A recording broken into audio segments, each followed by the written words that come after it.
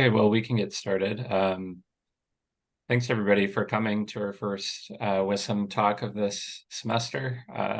We're excited to start it off with kind of a unique presentation. We're going to have two separate presentations of sorts talking about similar issues. So we have Dr. Quinn Albaugh from Queen's University and Valerie Schweizer-Robinson from LAPOP or Vanderbilt University. We're going to be talking about gender identity questions and kind of comparative perspectives and innovative approaches to that. So we'll have the CDEM perspective and the LAPOP perspective, and then we'll kind of open it up for both Q&A and if people in the audience want to kind of share their own experiences with these questions or what they've been doing to kind of push the frontier on this area. So we're going to have our guests go first. Quinn, do you want to take it away? Yeah, absolutely. Thank you much for the introduction and thank you for having me. I'm really excited to share some of this work with you. I'm going to be sharing like a couple of things smushed together. The first is like an overview of how and why CDEM changed its gender questions. This is the Consortium on Electoral Democracy, which runs, among other things, the Canadian election study.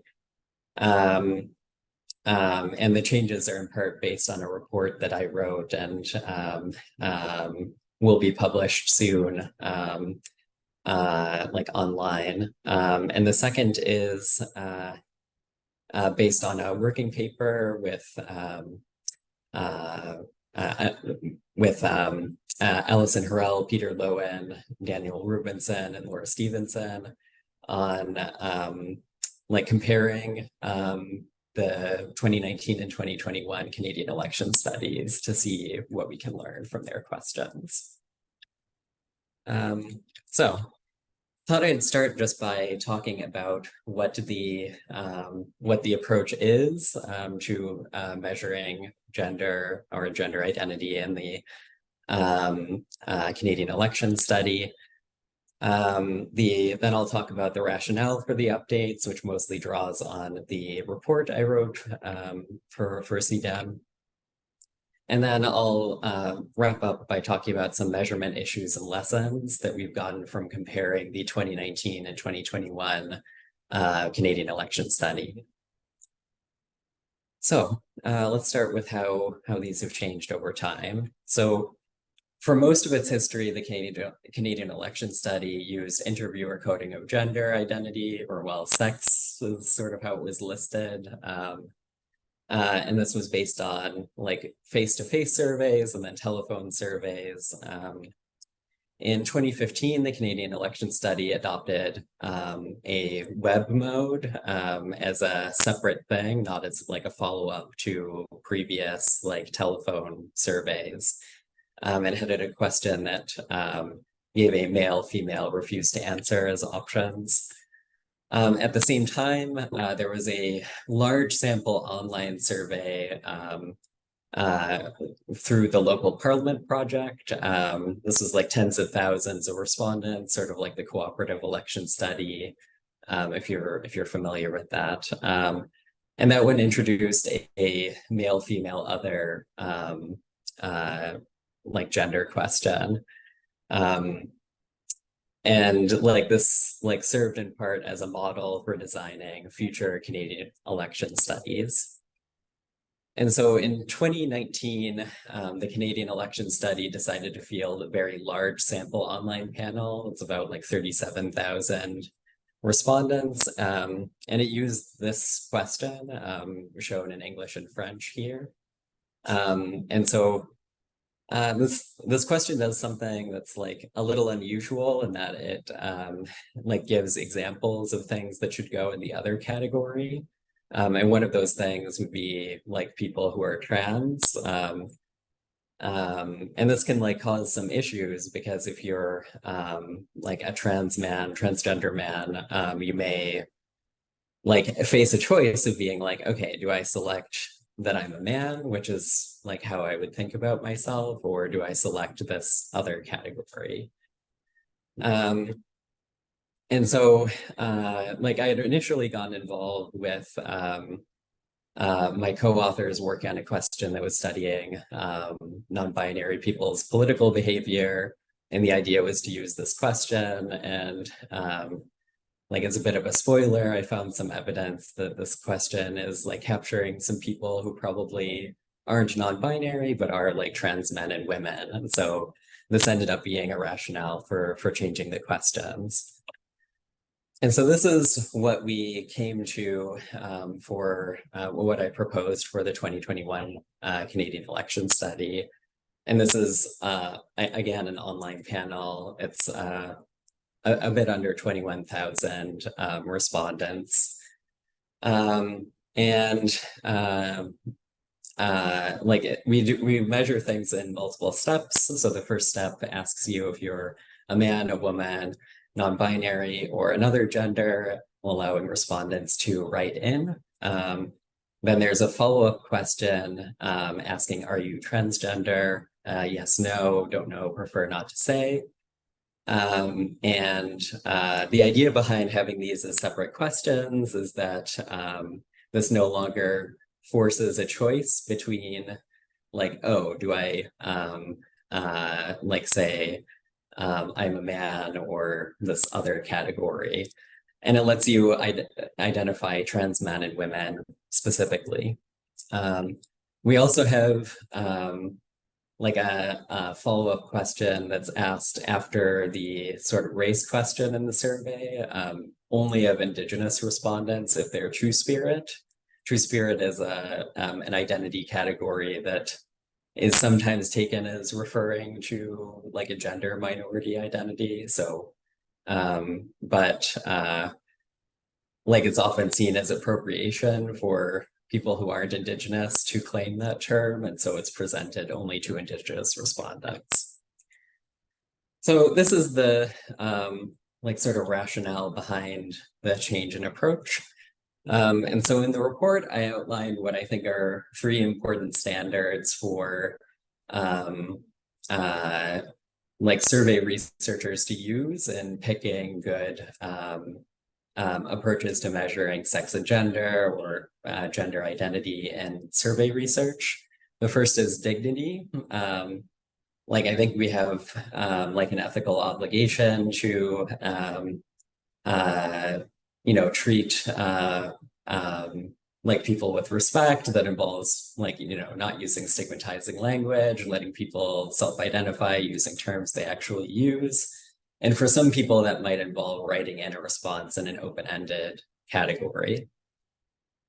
The second is identifiability. Like you want to be able to sort out who would be in like gender minority communities. And if you don't ask a question that's a separate question about like if someone is transgender in a survey context and just go off of them self-reporting as being a man, a woman, and so forth, you won't actually be able to analyze these groups separately. And that's something you'd really want to do, especially in these types of large sample surveys. I still think there are some reasons to ask it in smaller surveys, but I'm happy to talk about that in the discussion section. And the third standard is reusability. Like it's a little challenging to try to figure out how you would do longitudinal analyses if we're changing questions, but ideally you want something that can adapt to people using different language in the future. And that's one of the reasons why an open-ended category would be useful or important. Like for example, like if you go back to the early 2010s, the term genderqueer was more common than non-binary for people who didn't identify as men or women. Now non-binary is a major term. This would if that shifts again in the future, that would allow us to capture that through open-ended responses without necessarily having to update the question again right away. One of the questions I often get is sort of why why don't we ask about assigned sex? And that's like in this area, one of the most common approaches is using something called a two-step approach. Like first you ask people about their assigned sex, male or female. Then you ask them about their current gender identity, like are you a man, a woman, or some other identity.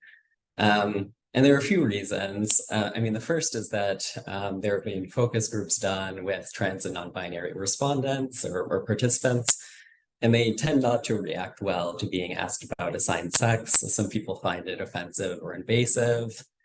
And so I think that's something we should take seriously.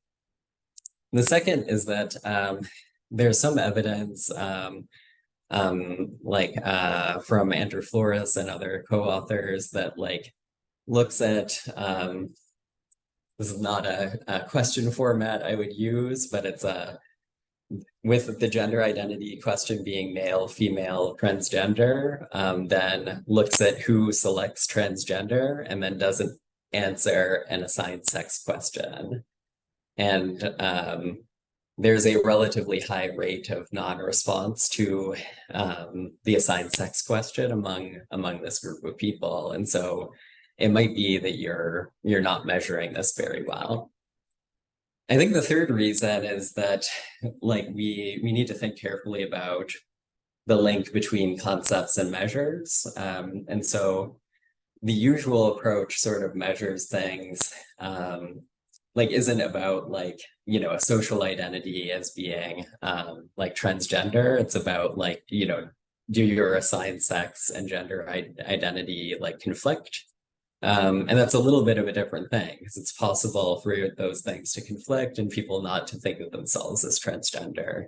And that might mean something important for politics or society. Okay, so I want to get into briefly some of the lessons we have from the 2021 questions. The first is that like we did a comparison of the 2019 other respondents with trans and non-binary, that's the TNB respondents in the 2021 election study. We find that the 2019 other respondents differ from non-binary people on a number of variables that are actually really suggestive of trans men and women being some of the people in this other category. This includes like age, sexual identity. Non-binary people are overwhelmingly not heterosexual, but this other category was about 50% heterosexual in the 2019 CES. And then also like party identification and attitudes towards lesbians and gay men. And then when we like pooled the surveys together and then tried an approach of like estimating how many of the 2019 other respondents were trans men and women, we found that we estimate that about 60% of them are trans men and women rather than non-binary people. And so that question should not be used as like people who don't identify as men or women. One of the concerns I often hear about with asking an open-ended gender identity question is that people will submit like trolling, hostile, otherwise non-cooperative, non-usable responses. And so in the like final cleaned data set, and actually in some of the previous versions, it's not that different. Few respondents use the open-ended gender category at all. It's about 33 out of almost 21,000. Most of those 33 open-ended responses are like recodable, like people will say, you know, that they're a man or male, a woman, female, and so actually, you can recover data on those people, even though they're using open-ended responses. And then we found that there were only about 10 that were like unrecodable, hostile, or non-cooperative responses.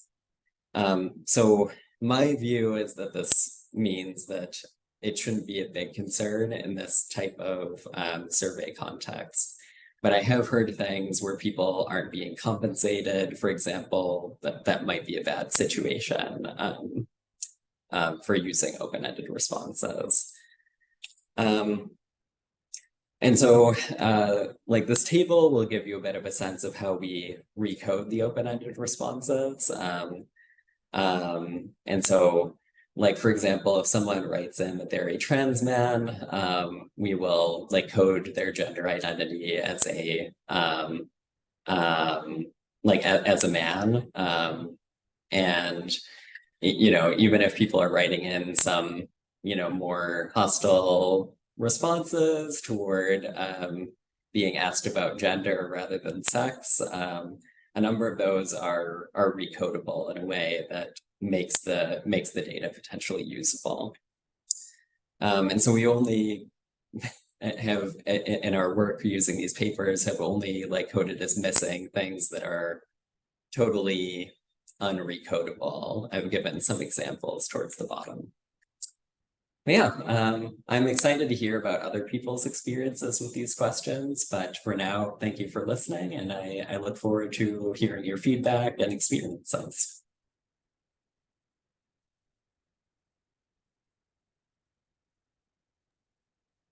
Okay, thanks so much. Valerie, do you want to go ahead?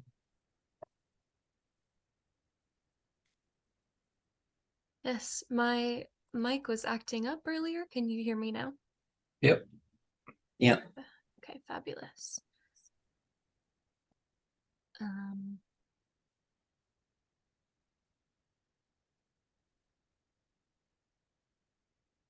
then are you seeing the presentation? I think you're in presenter view. We're seeing your notes. Okay.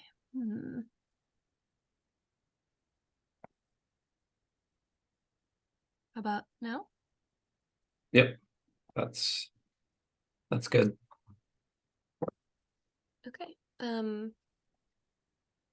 Great. So I also want to thank everyone for attending today.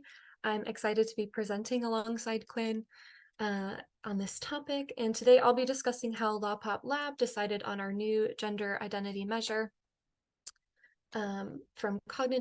using evidence from cognitive pretesting and a survey experiment we fielded in 2022. So in recent years, LAPOP Lab has been working on improving our gender measure, or our gender identity measure rather. We've gained a lot of useful perspective from research by others, including the work out of CDEM.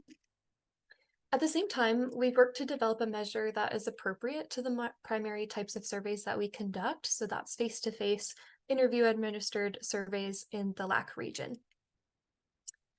So to start off, I want to kind of discuss the gender identity in the LAC context. Asking about gender identity in Latin America and the Caribbean context is often sensitive. Many assume that their gender should be visible based on how they're presenting themselves. And asking about gender has the potential to offend respondents and make respondents and interviewers uncomfortable. As well, those who do not identify with the gender binary may also be cautious to share their identity due to fear of discrimination or violence. So this may leave the survey respondents hesitant to share their true identity. And then evidence shows that when respondents are made uncomfortable, survey quality decreases as satisficing increases, cooperation decreases, and other interviewer effects are exacerbated. As well, if the questions are uncomfortable, interviewers face an incentive to just skip the question entirely. So this context led us to examine the current state of the field in gender identity questions.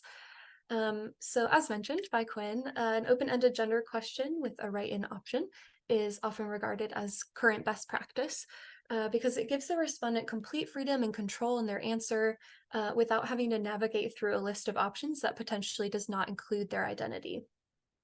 However, it does create a data cleaning problem, especially for face-to-face interviewer-administered surveys like the Americas Barometer, as then every answer needs to be cleaned and coded. So this recommendation applies mostly to COWI studies, and therefore for face-to-face project like ours, it cannot be applied well. So the two-step question is maybe the most conventional or traditional so far. Health studies often recommend using the two-step question, so that's asking about sex at birth first, and then about current gender identity. However, it comes with its own problems, as my colleague Quinn and peers found. So they recommend that if researchers do wish to identify transgender respondents, it's important that the two-step question ask about transgender identity rather than respondent sex. As well, it is a bit problematic to assign someone as having transgender experience when they did not necessarily indicate that experience themselves.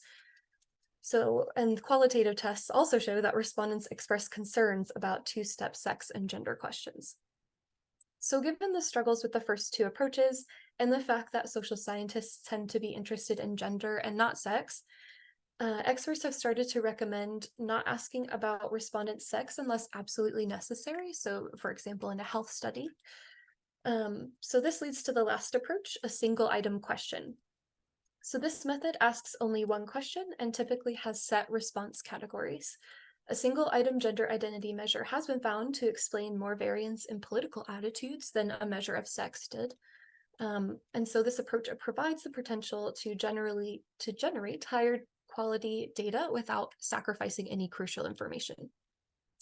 However, the vast majority of approaches have only been tested in a developed Western context, and therefore do not take the specificity of the LAC region into account. So given the uniqueness of the LAC context and the current state of the field, we decided to conduct two types of tests to determine the best approach to asking about gender identity in the Americas Barometer moving forward. So the first was a qualitative approach, cognitive pre-testing. So we conducted pre-testing via Zoom interviews and did 2 rounds of pre-testing in Guatemala in 2022. And the goal, again, was to help us understand how to maximize both interviewer and respondent comfort, as well as inclusivity in the measure. So first, we tested our 2021 gender question with some updated answer categories, but the interviewer does not read the answer categories. So this is just an open-ended asked question that the interviewer selects the answer from. So for statistical purposes, could you please tell me your gender? When prompted, respondents said that the gender question was strange and that it had the potential to offend and upset respondents. A number of respondents looked visibly uncomfortable after the question was asked as well. And it's not just respondents that get uncomfortable, it's interviewers too. So this first round led us to our most up-to-date gender question here, which is for statistical purposes, could you please confirm your gender, with emphasis on the word confirm. And we'd like to thank Todd Anderson at USAID for this confirm language suggestion, because it turned out to help us a lot. So we asked this question only, and the interviewer then selected from answer categories again. What seems like a tiny change in wording turned out to actually be a huge improvement on the previous measure. Respondents showed notably less discomfort, although many still found it strange. And this approach improved interviewer experience as well, and it seemed much more manageable for them. So as you can tell from the faces here, there is still some discomfort, but it was a huge improvement on the previous approach. So however, as mentioned, a 2-step gender question is quite conventional at this point, and a popular choice for survey research. So we decided to test whether our open-ended single item gender identity question here would hold up against the traditional 2-step gender identity question. So to do that, we conducted a survey experiment. The experiment uses a Cowie study fielded with an opt-in survey panel. The sample is drawn from the panel to get as close as possible to quotas that reflect national benchmarks. The study was fielded in Guatemala in 2022 as well, and we split the experiment up into 2 treatments.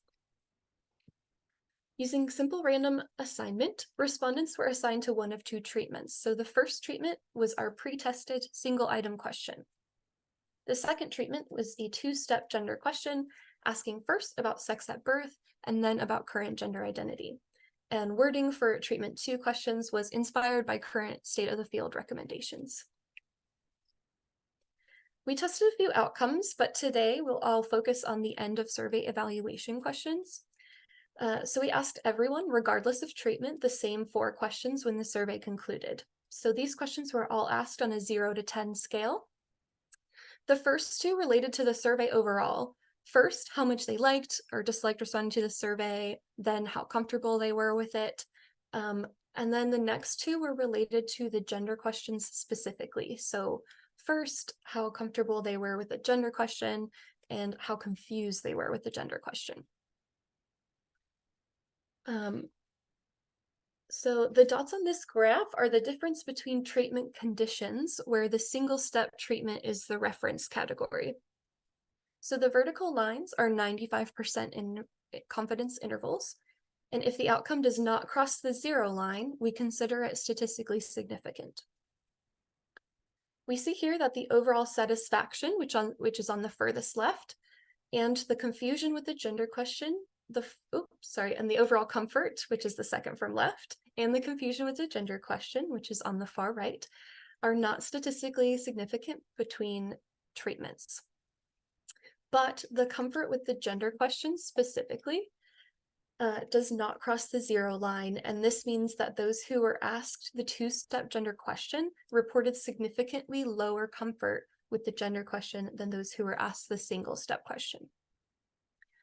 So this experiment provides evidence that asking a two-step gender question that includes sex at birth, even in an anonymous online survey, results in higher levels of discomfort with the gender question compared to a single-step question. These results support our recommendation that for social science opinion surveys in a LAC context, asking a single-step gender question is best for maximizing participant experience and quality in the data collection process. Even though we've generated what we think is the best possible gender identity question at this point in time for face-to-face surveys in the LAC region, we're still finding evidence that interviewers and interviewees are sometimes made uncomfortable with it. This is consistent with the results from another innovation we included in the 2023 Americas Barometer, which is a question about gender minority rights. We find that on average, less than half in the LAC region approve of equal rights for gender minorities, and that rate varies significantly across countries. It's important to keep these varying contexts in mind when we're designing surveys, training interviewers, and monitoring for data quality, because we know from survey research that, as I said at the beginning, asking sensitive questions can cause interviewers and respondents to behave in unintended ways. And just a side note, these data and the LAPOP Lab's Pulse of Democracy report will be available at the end of November this year. So to wrap up, there is no perfect way to measure gender identity in this context that achieves everything that we would want it to. The approach to measuring gender should depend on the context where and when the survey is being fielded, as well as what the survey is hoping to accomplish by asking the question. Given results from our qualitative and quantitative testing, public opinion surveys in the LAC region should consider asking an open-ended, single-item question with response options available to the interviewer. Thank you.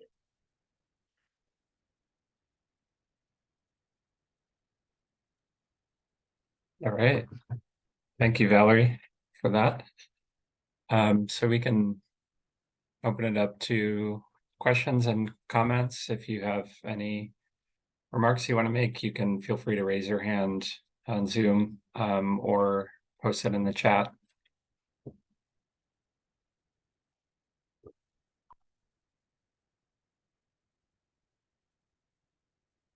Just wondering one thing for Quinn, what was the percentage of people who said yes to the trans question on 2021? Do you have that data? Yeah, so let me see, about something like 0.5% of the respondents were trans men or trans women. And we had we had a bit of a skew, so we had relatively few trans women in the sample. I mean, it's one of the when you're not setting up like a quota on this, like the survey uses like quotas and weighting to at the moment still the 2016 census of Canada, which has a male-female gender categories or sex categories.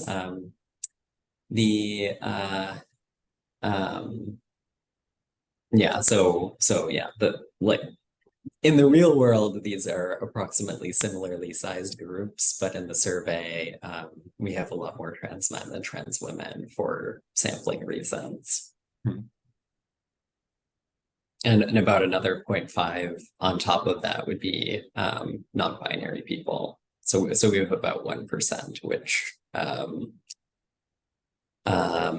this is unweighted. Yeah. When we weight, it goes down. Yeah, how do you weight those? I mean, Yeah, so like essentially with trans men and cis men are both included in a man category that's weighted to the census target for people who are male in the 2016 census, and the trans women and cis women are similarly to female in the 2016 census, and then non-binary people are by default weighted to 0, which is lower, but actually generates us lower than the data we have from the 2021 census of Canada, which adopted an assigned sex and current gender identity approach. And so we get close to the census target, or closer to the census target, using a weight that effectively is 0. But yeah, we're working on updating things to use the 2021 data.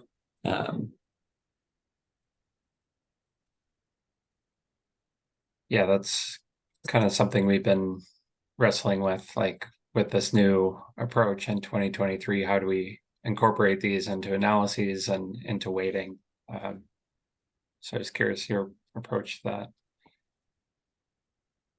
Yeah, I mean, I've thought about an option that would be something like you could weight 2 targets specifically for something like cis men, cis women, trans men, trans women, non-binary people as an approach,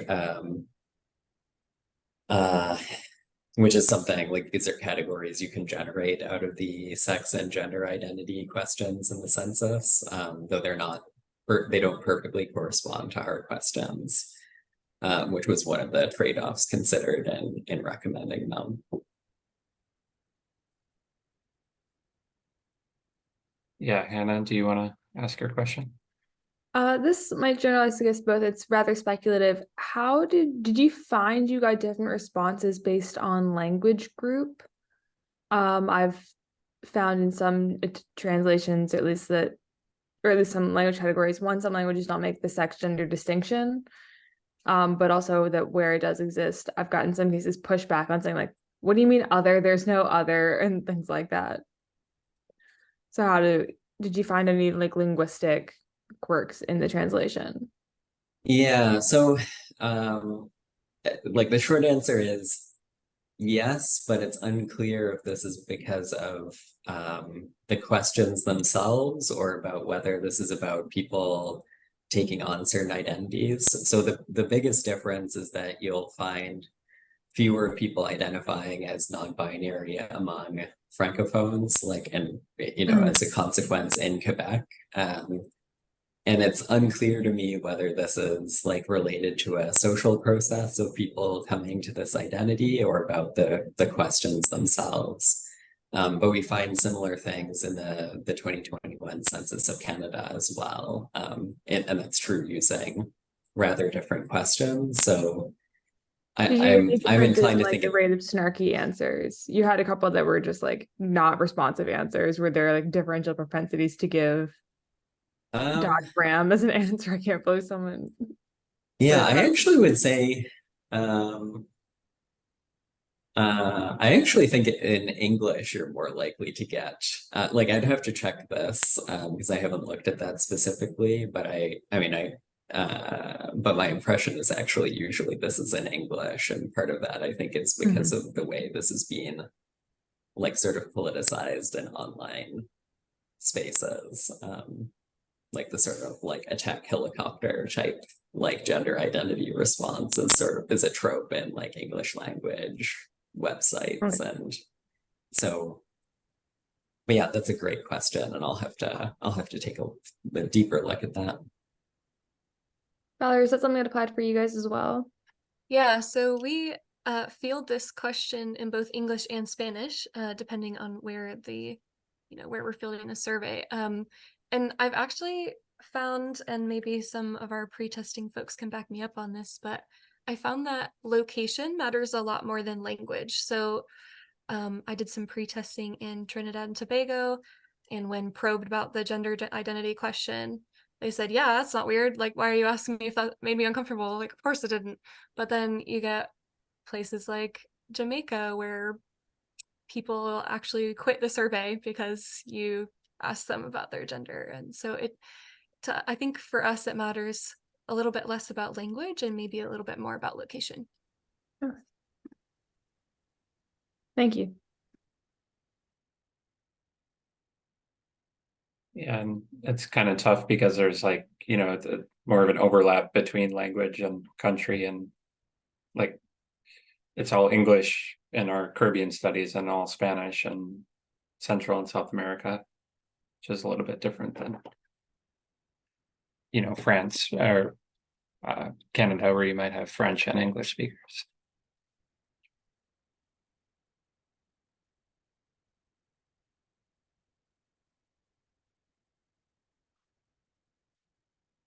Other questions for our presenters? Or does anyone want to share what they've done with these gender identity questions? Paul Frankel, in a face-to-face interview, particularly in Latin America and the Caribbean, does gender of the interviewer matter? Yeah, I think we are. Is my mic working? It's a little quiet, but just keep talking, and I think it'll get louder now.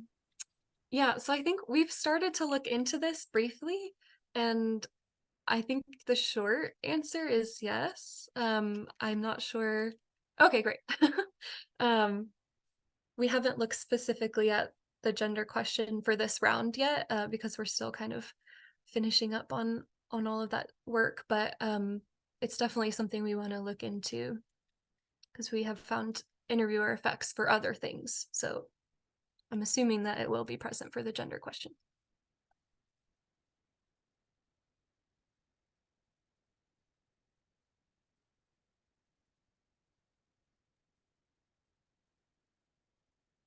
Mm. Daniel Montalvo says, during the America's Barometer 2023, we also found a trend that older males get more offended by the gender questions when it's asked by young female interviewers. That is interesting, and I did not know that, but I can see why that would be a case.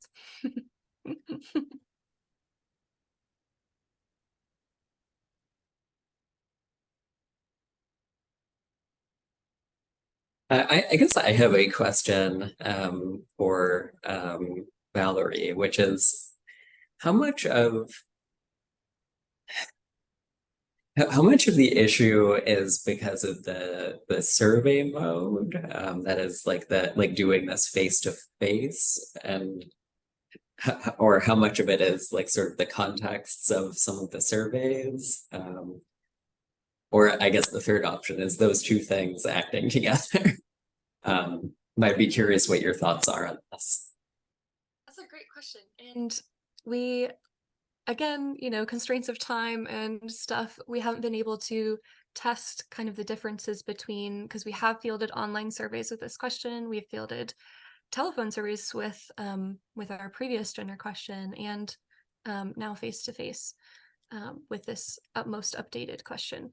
And yeah, we have not had a chance to test kind of mode effects on that, but this experiment that we did was in an online study, and I mean, I think it still speaks that even in an anonymous study, people are still, uncomfortable with asking about specifically, you know,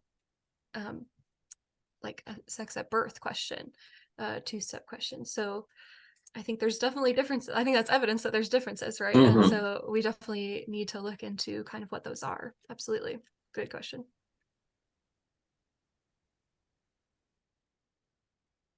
And following up on that, did you look at like treatment effects broken down by different categories? So like if the person identifies as male, female, or other, was there a treatment effect? Like if I say I'm non-binary, do I feel more comfortable with one question or the other? Yeah, good question. We did not break it down by that, because I think the goal was kind of to test the question as a whole and if the questions kind of stood against each other. But that's a great next step, would be, yeah, to test if they're different based on, yeah, different kind of sociodemographics. Absolutely. Todd Anderson says, would the panelists have any suggestions related to the applicability of these approaches beyond surveys? So, for example, collection of administrative data for program implementation purposes.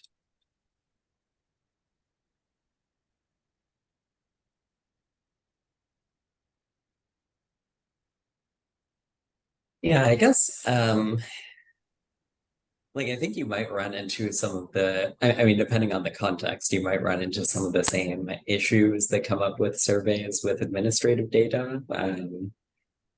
I do think in administrative data, you might get people taking, you know, like if it's sort of like official where you're interacting with the government, they may take it more seriously, which could be good. But yeah, I don't have.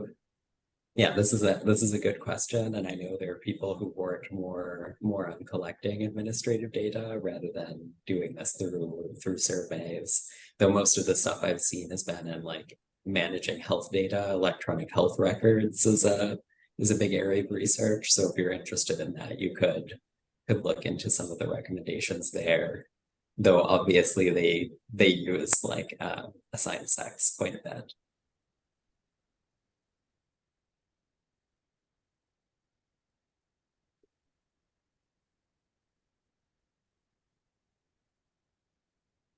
Anna, did you have something on that or another question? Yeah, this is different from that. And I'm gonna ask this question while wondering about indigeneity already while I'm asking it.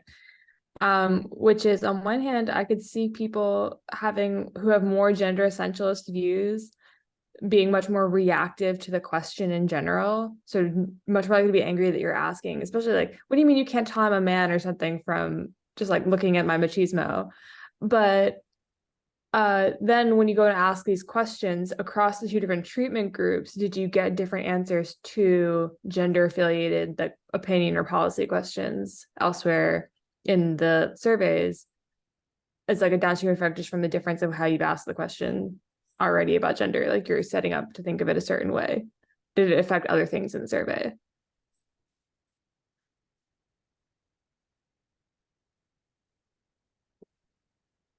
And another thing that we need to look further into, we did conduct actually an experiment in a couple of or 3 countries, I think, where we tested question order. So we asked the gender question at the beginning and have half the sample, and then at the end for the other half. And so we are kind of on a journey to find out, you know, does that matter? And will folks who have the gender question at the beginning have maybe more strong views one way or the other, right? About whether, about, you know, equal rights for gender minorities than folks who are asked the question at the very end. So yeah, we are on the road to examining that data. And I would almost wonder yeah, if someone that goes the other way, that now that you've like done something that's making them think about gender, that some of them are going to become more traditionalist, essentialist, or whatever, be like, no, women need to stay home and right, all these other things. Yeah, it's kind of a question of, you know, are you signaling that your survey is woke by asking, you know, about gender at the beginning? and It's is come that to stay woke. and is that affecting, people's answers to these other questions kind of related to these similar things? Yeah.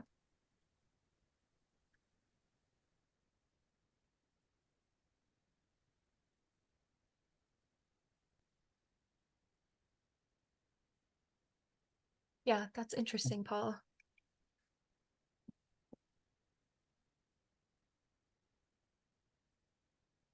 And we've tried doing that this year too, like changing up whether it's asked at the beginning or the end. Yeah, it's a little tough sometimes, because then if somebody terminates the interview midway, then we don't have any kind of information about this person. So yeah, there's like trade-offs for sure, and depending on kind of the goal of the study. If you're using quotas or Yeah.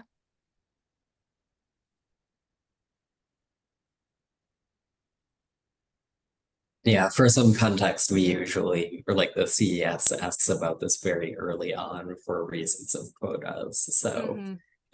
if there is an issue with like signaling that the survey is woke, like then it would be everyone would be treated early on.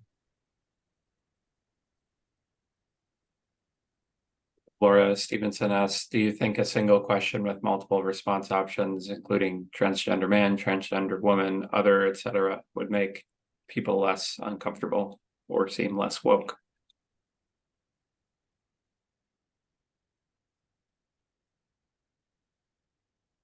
Do you want to go or do you want me I'll to let you go? start. No, you go. Okay. Yeah, so my reaction to this is like I think that the single question with varying response options is likely to cause problems with like one yeah, I think basically any way you would ask this that isn't like or would seem less woke to like cis respondents is probably going to be alienating or cause measurement problems with trans respondents. And this is often, to me, this is the main trade-off I think about in like trying to navigate these questions. And I usually take like an approach of like wanting to get good data on like trans and non-binary respondents, but I get that there can be issues if you're causing problems with the cis respondents. And so if you do something that's like man, woman, like transgender man, transgender woman, other, that like kind of says something to like transgender men and women that they're not real men or women because and some of them are going to pick the man and woman options, even if you list transgender man and transgender woman, like and so you might be undercounting them if you're not asking the question separately. Yeah, so that would be why I would not usually recommend that approach, but it's a good question.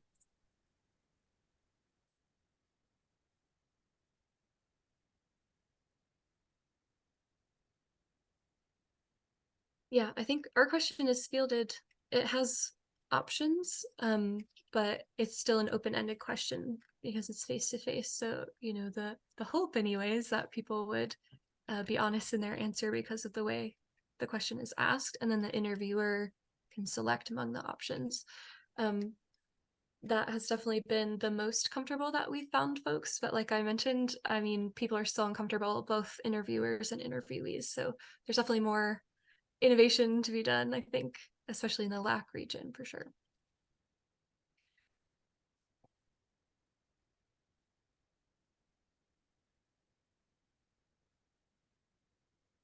One thing I'm wondering about on the open-ended responses, or yeah, if we included like a bunch of different options, is it okay to like combine those into one category? Like, I don't know. It seems like if if the goal is like they can identify however they want, but then we get, you know, I don't know what it said, like agender, gender fluid, non-binary, we're gonna have like, you know, 5 responses from each of those. How do we feel about like taking those and then just grouping them into other? I suppose we do that with all types of survey responses where it's an other response, but Yeah, I mean, I'm reasonably comfortable with that, and that like I think there is like like actually compared to some things like you know, so like thinking about something like religion, you might have like a sort of other category that's like a bunch of people who are really different from each other. And I do think like some of these identities are quite different in terms of how they understand themselves. So like if you say you're agender, you're not you know, self-categorizing, or you don't see yourself necessarily as like having a gender or fitting into this system. And that's a very different thing from saying like by gender, and that you might be feeling like you're both a man and a woman, like to some extent at the same time. But these are both like experiences that sort of aren't like they're clearly gender minority experiences. They're clearly experiences of not identifying strictly as men and women, and I think there's a coherence to that. And certainly I'd rather proceed with like being able to do some kind of analysis rather than not. But like in a context like Canada, where if you're doing like an online survey, I think it's quite reasonable to include non-binary because the term is like very commonly used and widely understood. You know, in the Canadian census, where you had a pure write-in category for gender identity, like about 2/3 of the people gave some variation on non-binary, or possibly non-binary plus other terms. And like we find most people who don't identify as men or women will select the non-binary category. So like I think that's a good rationale for including such a category if you're in a similar context.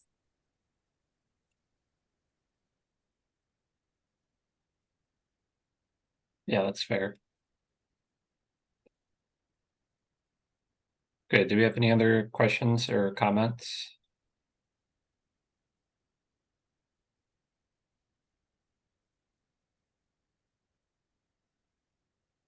I guess like I have a question that's sort of for like a general group where like you know, I'd appreciate hearing people's thoughts. Uh like so I've been arguing for a while against trying to ask like an assigned sex question, like, you know, what is the sex on your birth certificate type question.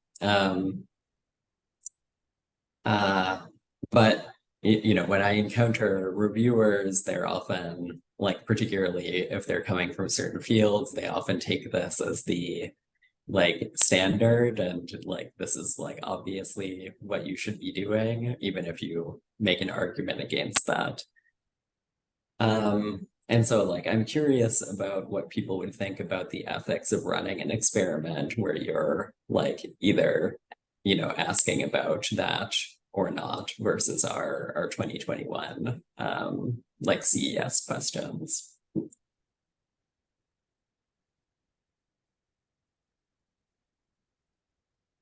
I don't think it would be unethical. I'm just not sure that, like, asking what is the sex on your birth certificate, like if I saw it on a survey, I would just be like, what is up with this person, and like wonder why you're asking about my documents. Like it sounds so much weirder than just saying like, what is your sex or what is your gender. Then like, I don't know, does anyone else think that sounds like creepier somehow? I mean, I definitely think it Clinical. sounds creepy, but Yeah. sorry, what were you saying? Oh, it just seems like more clinical to me. Like you would encounter that like in a doctor's office rather than like a public opinion survey, but I guess I understand why they ask it that way. I mean, especially for politics, like I sort of operate a lot with like the bundle of sticks theory, like that it's about the totality of the lived experience. And so if anything, like the birth certificate's going to undersell how much of your life is determined by these things. But I guess it also goes back to what your core theory is, like what you're actually trying to assess.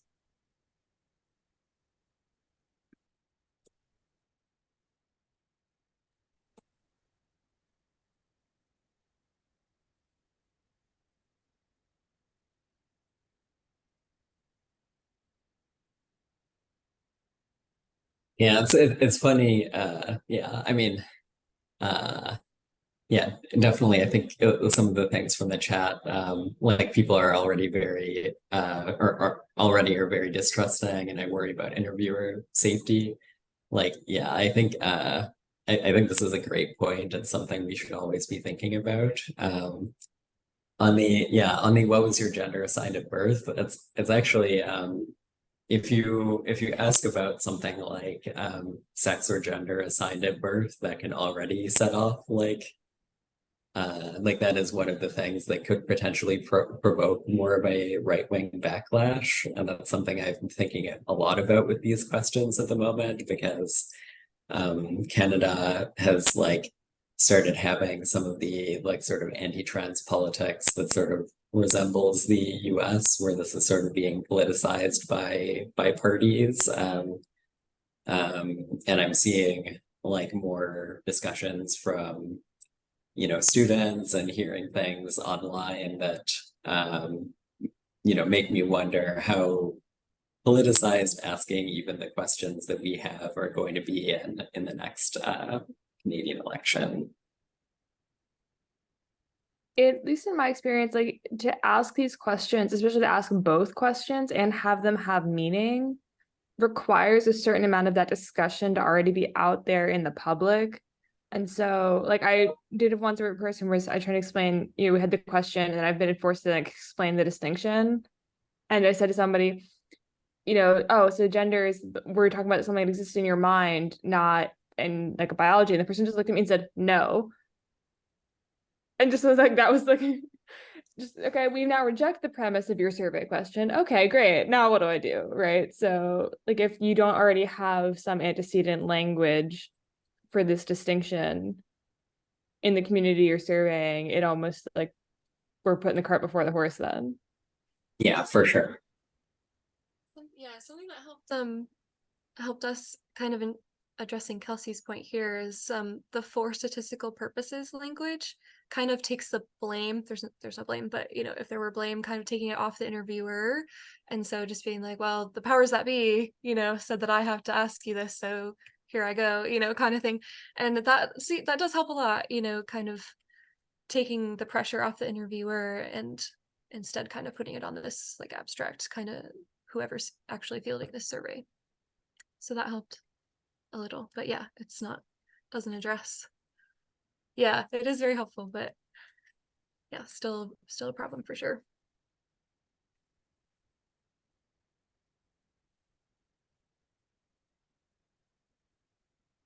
Okay, I think we'll wrap up there. So thank you, Dr. Albaugh and Ms. Schweitzer-Robinson for presenting your new perspectives. It gave us a lot to think about, I think, when we're asking these questions on surveys and elsewhere. So join me in thanking the presenters, and we'll see you at the next WISM in October. Thanks so much. Thank you so much. Bye.